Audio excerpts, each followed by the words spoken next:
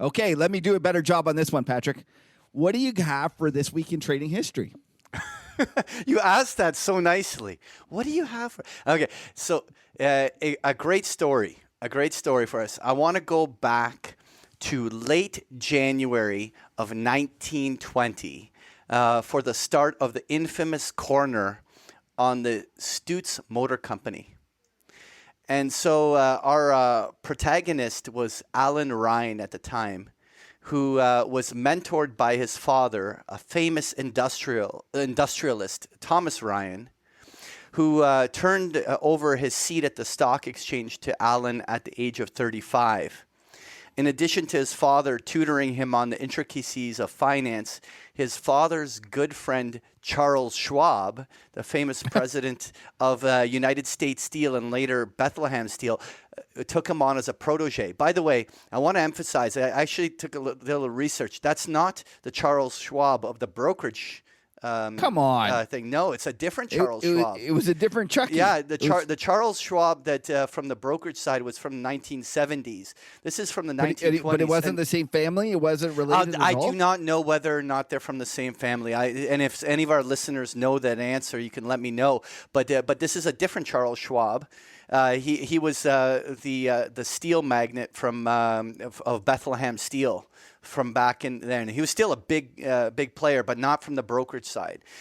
So anyway, still a huge industrialist, right? And so Alan Ryan started his firm, Alan A. Ryan and Company, and became forces to be reckoned with on Wall Street, known for his powerful, clever bull operator, and particularly adept to the delicate yet brutal art of squeezing short sellers. Squeezing them, right? So he operated in many industrial sectors like oil, textiles, chemicals, manufacturing tools, but his biggest investment was in the Stutz Motor Car Company of America. So I have some pictures here of the sports car on our YouTube channel here. Their most famous car is the famous Bearcat, which was like a sports car and as well as a famous like luxury car back then. Wasn't that a comedian from the 1980s? I have no idea. See, you don't even get my jokes. Okay, go on. Yeah. Go on. So anyway, at the beginning of 1920, as a 40-year-old man, he caught influenza and was hospitalized for 2 weeks. And during his hospitalization, the stock of the Stutz Motor Car Company there was doing very well. It was at $100. It proceeded to go to $120 and then $134. And so while he's in the hospital, that was when Ryan discovered that there was an organized short selling. There was organized short selling by speculators who thought the price had risen a little too high. So he said that this was a bear raid, and among the bear raiders was were leading members of the stock exchange. And so, rising from his sickbed, he rushed back to Wall Street and prepared his big maneuver to squeeze the shorts. Wow. So his aim was to buy in all of the Stutz stock that was offered to tighten a noose on these shorts who would eventually have to cover at much higher prices. So to conduct a campaign, Ryan needed enormous amounts of cash, and he got huge loans by collateralizing almost everything he owned.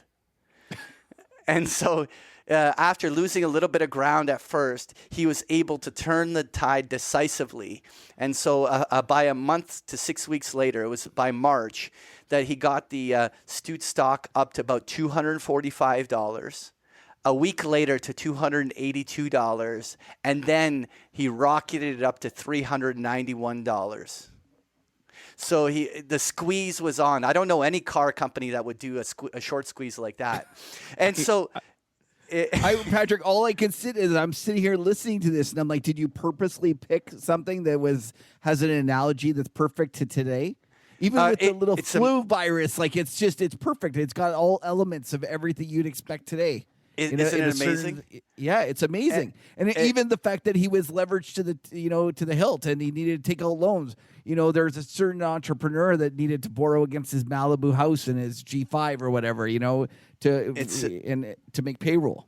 It's amazing. It's amazing. So then it became clear that the short sellers seriously underestimated the strength of Alan Ryan.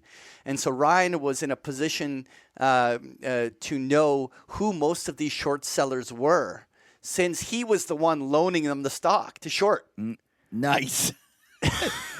So did he pull it in? So listen on. It goes on. So he was summoned to appear at the Exchange Business Conduct Committee to explain the gyration in the stock. Right. The irony was that many of the interrogators were among the short sellers. Oh, bullshit. It's like a silver exchange. hunt. It's like the Hunts thing. Exactly. Same thing happened there. Exactly. So during the meeting, he revealed the fact that he and his family now owned all of the shares of the stock. And then he goes on to say he named the terms by which he would settle the shorts, omitting to mention, of course, that those short sellers were sitting right in front of him. And he said he would fulfill their contracts at $750 a share. Nice. So Ryan had them cornered. Nevertheless, the short sellers dug themselves in deeper short, looking like a suicidal move, until it was revealed that the committee announced the unanimous vote to suspend the Stutz stock from trading. Nice. So the exchange freaking suspended the stock from trading completely on the exchange. Oh my God! So what happened? Did they? So a reporter called out the exchange, saying that there was no precedent for this, and the stock exchange spokesman replied, "The stock exchange can pretty much do anything it wants," which is true. Right? You said your exchange. You said the rules. Yeah. And so, thus deprived of a ready and liquid market, they attacked Ryan back by attacking his weak spot, these huge loans he made to pull off his maneuver. So now they flipped it, where Ryan now was in trouble because he needed that liquid market to carry all of these massive loans that he put out to create the squeeze. So the fight became a media craze of the time, the public entertainment in the financial circles. It reminds me a lot of the Ackman Herbalife story that we were all so enamored with over the last couple of years. So crowds would cluster around news tickers in the brokerage offices, watching the latest statements by Ryan or his enemies, greeted by cheers or boos. Ryan had trapped himself into a reformist and heroic role of the single-handed challenger of the integrity of the nation's most powerful institutions. And so in April, Ryan started his all-out offensive. He tendered his resignation as a tactical move at the exchange. So he resigned his seat at the exchange, which freed him from the discipline of the exchange rules. He then went and gave the media all the names of the stock exchange members that were short the stock. And so this just was a complete gong show.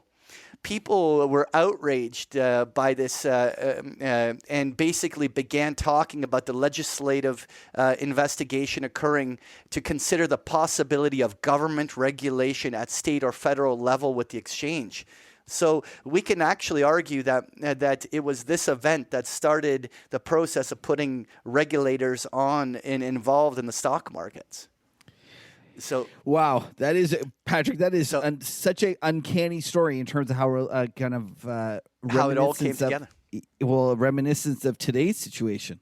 Exactly. So it gets even better. So the committee quietly... Oh, sorry. I thought I was cutting you off. No. It gets better. So the committee quietly capitulated and accepted the impartial mediation for negotiated settlement price, and it ended with with shorts offering Ryan $550 a share to cover the shorts, and Ryan accepted. So he started squeezing them at $100, and then and it looked like a victory for him. Right? It looked like a victory. But the thing is, the exchange had a little devious thing. The Stutz Motor Company shares remained suspended. Now came the problem that without this stock exchange listing, the stock was not marketable, so he had no way to raise the cash to pay off his creditors. So while the shorts were settled, he made massive enemies on the exchange that suffered great humiliation and wanted to see him go down. So all summer, these banks pressed Ryan to return the loans. This was compounded by the fact it coincided with the collapse in the nation's economy, and all his other investments were all being completely starting to collapse at that time. So ultimately, the bankers closed in on him, forcing him into bankruptcy. So all of Ryan's enemies knew they finally had him at last, and that they could leave it to the banks to be the executioners. So his credit was ruined. This went on for 20 months. For what satisfaction it might bring him, this made him one of the greatest bankrupts in the nation's history. The irony was that through the bankruptcy, the shares of this Stutz Motor Company were auctioned off and bought by Guarantee Trust for $20 a share. And it was later revealed that they were acting on behalf of Charles Schwab, who bought the company at $20 a share. Nice. And ended up becoming the president of the company. So Ryan's bankruptcy occurred. His ruin by the short selling thing was basically the exchange got their revenge, and then, and obviously the exchange ruled supreme. So it was, what a great story, and I wanted to. It really is. I wanted to do a shout out to Flora's Wagon on Twitter, who actually brought this story to my attention, and so that's how I learned about it and featured it. So thanks a lot for sharing that. And if anyone wants to read more about the story, it's all from the excerpts from the book Once in Golconda. Sorry. And so anyone who wants to learn more can pick up that book. But you know what? Wouldn't it be interesting to see whether something like this happened with Tesla? Well, from your lips to God's ears. Okay, let's go on. Great story. Yeah. Thanks for sharing that with us. No problem.